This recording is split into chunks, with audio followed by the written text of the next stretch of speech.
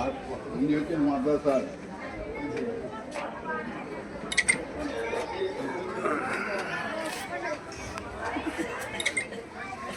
তো শিরকে আসগার না, যেটি হলো মানুষকে দেখানোর জন্য।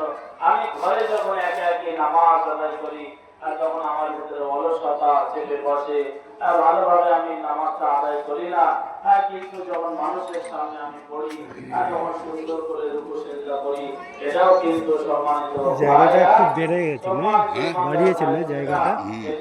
বাড়িতে মানে কি এটা ভুল করছেন ওদিকে দিকে লোক দেখতে হবে,